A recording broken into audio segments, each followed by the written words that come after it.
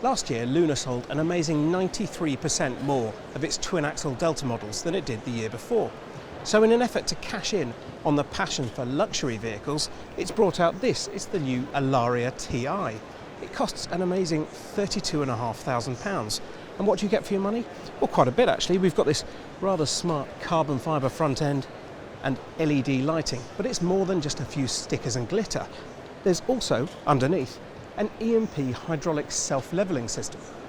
Of course, there's everything else that you'd expect to find on a 32 grand van. All of the Alco goodies, very snazzy alloy wheels, and a 100-watt solar panel on the roof. But the real changes are to be found inside. Now, there aren't very many caravans that cost in excess of £30,000, so finding an obvious rival for the Luna isn't particularly easy. There is, however, the Buccaneer, which again is a 30,000 plus van, and it has EMP self-levelling. Unlike the Buccaneer, however, the Luna doesn't go for huge 8-foot width in order to create a sense of space inside. Instead, it's gone for a different layout. Up front, it's most noticeable in the lounge with this L-shaped arrangement, which is great for lounging, but isn't as obvious as the conventional parallel lounge arrangement used by most rivals. It does mean that you don't have a useful little coffee shelf here. You'll have to keep getting the main table out to put your brew on. But it does make it feel super spacious. It really is very nice for relaxing, particularly thanks to this rather nice little footstool, which is a very nice addition. And the footstool itself, well, it nestles in deep, deep pile carpet. This is a seriously luxury thing. To my right here, up above, I've got a cocktail cabinet, and beneath that, well, a bar. That's not something you'll find in most caravans. And there's a control panel here which controls the mood lighting throughout the van, so you can have it bright if you're feeling cheery and dim it down when you're in a bit of a mood.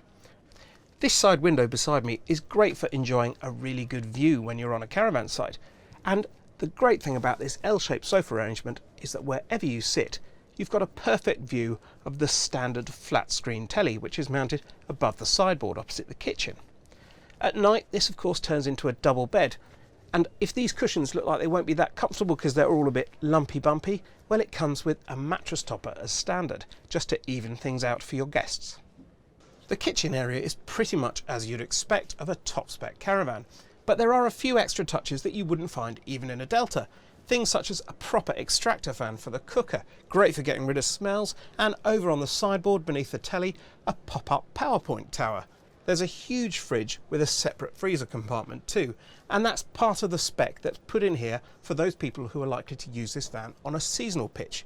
Bear in mind that unlike most Lunas, which are super lightweight, this one weighs knocking on 2 tons, just under 1,800 kilos, and sits on a reinforced chassis. So it really is aimed at people who are going to spend a lot of time touring in their van.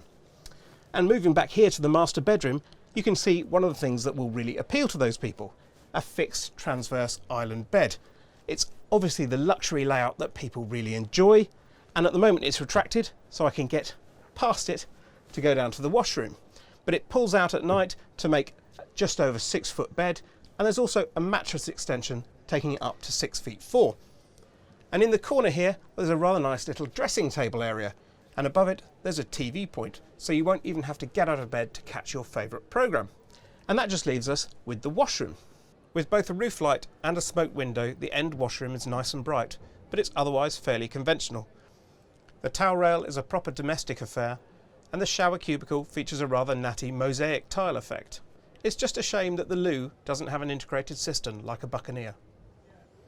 On paper, the £5,700 difference between a Delta TI and this Alaria TI initially seems quite hard to justify, but if you want to take all of the stress out of pitching up your van and you want a truly sociable, luxurious lounge area, well, you get what you pay for.